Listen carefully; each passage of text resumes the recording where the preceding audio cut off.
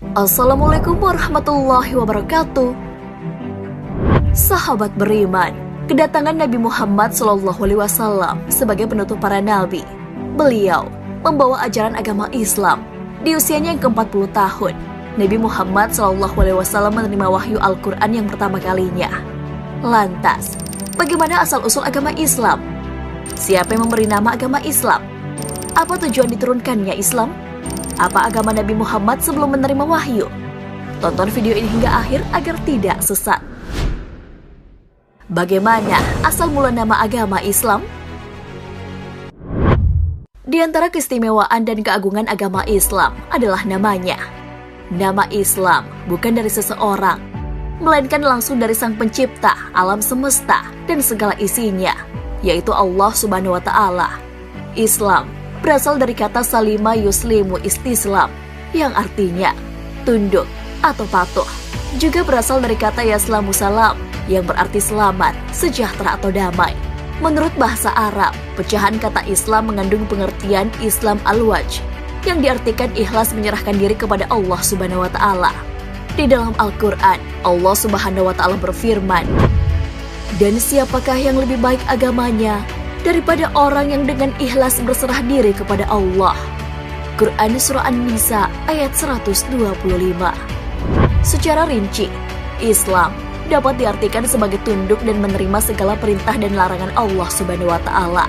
Perintah dan larangan ini sebagaimana yang terdapat dalam wahyu yang diturunkan Allah Subhanahu wa Ta'ala kepada Nabi dan Rasul melalui Al-Quran dan Sunnah. Manusia yang menerima ajaran Islam disebut Muslim. Seorang Muslim mengikuti ajaran Islam secara total, maka tunduk dan patuh serta perbuatannya membawa perdamaian dan keselamatan bagi manusia. Seorang Muslim terikat untuk mengimani, menghayati, dan mengamalkan Al-Quran dan Sunnah. Allah Subhanahu wa Ta'ala menciptakan alam semesta, kemudian menetapkan manusia sebagai hambanya yang paling besar perannya di muka bumi. Manusia berinteraksi dengan sesamanya, dengan alam semesta di sekitarnya, kemudian berusaha mencari jalan untuk kembali kepada penciptanya. Lalu, Allah Subhanahu wa Ta'ala menurunkan ad-din atau agama sebagai aturan hidup kepada manusia. Tujuannya agar manusia hidup teratur dan menemukan jalan yang benar menuju Tuhannya.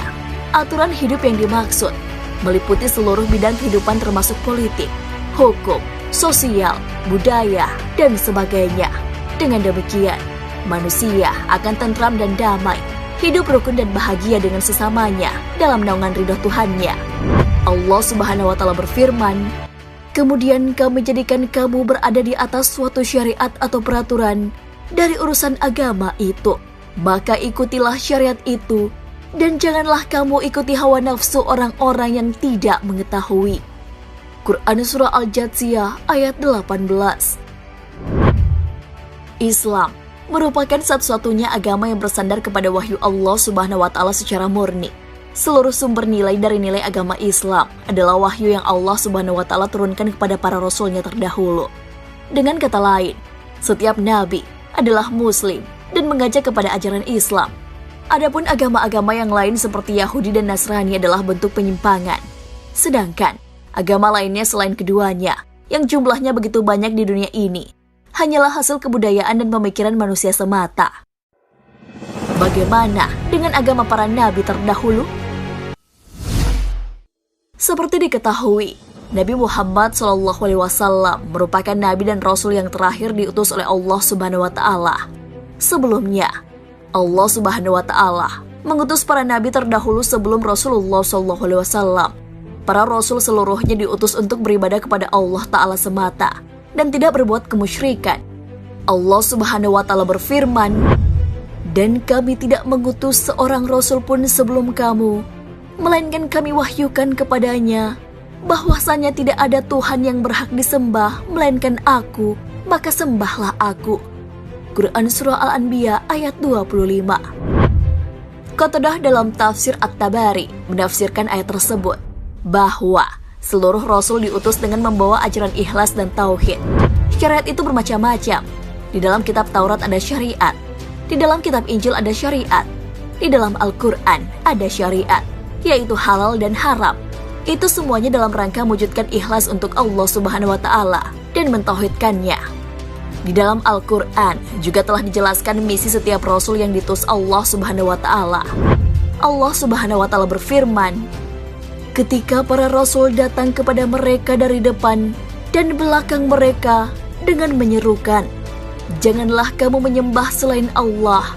Mereka menjawab, kalau Tuhan kami menghendaki, tentu Dia akan menurunkan malaikat-malaikatnya. Maka sesungguhnya kami kafir kepada wahyu yang engkau diutus menyampaikannya.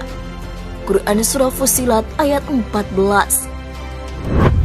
Syekhul Islam Ibnu Taimiyah rahimahullah dalam Al-Jawab As-Shahih berkata, Allah Subhanahu wa Ta'ala menurunkan agama yang disepakati oleh kitab-kitab dan juga para rasul. Mereka bersepakat di atas pokok-pokok agama dan kaidah-kaidah syariat. Meskipun rincian syariat dan manhaj mereka bermacam-macam, sebagaimana hukum yang datang setelahnya menghapus hukum sebelumnya. Al-Quran juga memberikan kesaksian agama Nabi Ibrahim alaihissalam adalah Islam, bukan Yahudi ataupun Nasrani. Allah Subhanahu wa Ta'ala berfirman, dan Ibrahim telah mewasiatkan ucapan itu kepada anak-anaknya, demikian pula Yakub. Ibrahim berkata, hai anak-anakku, sesungguhnya Allah telah memilih agama ini bagimu, maka janganlah kamu mati kecuali dalam memeluk agama Islam. Quran Surah Al-Baqarah ayat 132. Dalam sebuah hadis, Rasulullah SAW menggambarkan para nabi bahwa mereka semua itu bersaudara. Bapak mereka satu.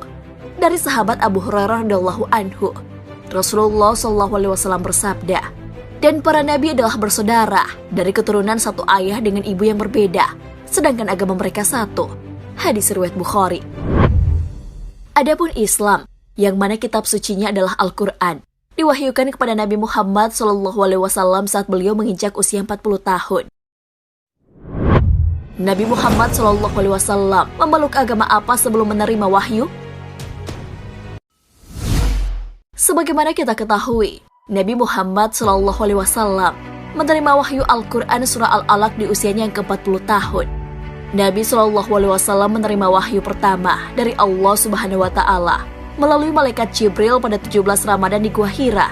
Dari keterangan inilah, tentu kita bertanya-tanya tentang agama Nabi Muhammad SAW sebelum menerima wahyu yang pertama kalinya.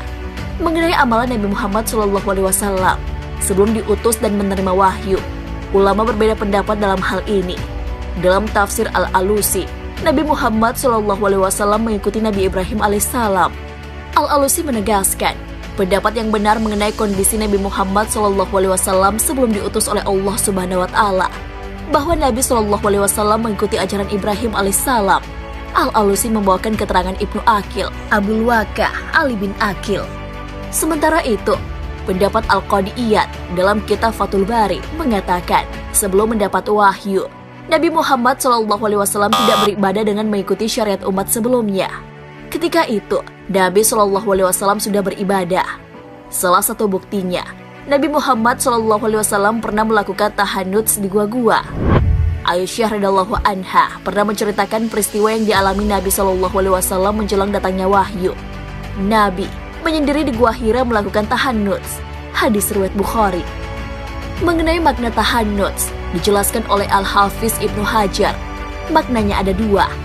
Yang pertama, tahannuts artinya mengikuti ajaran Hanifiyah. Itulah ajaran dan milah oleh Nabi Ibrahim alaihissalam. Dan yang kedua, tahannuts artinya menjauhi dosa. Ini dari kata al-hins yang artinya dosa. Dan kata tahannuts memiliki arti yatajannabu al-hins yang artinya menjauhi dosa.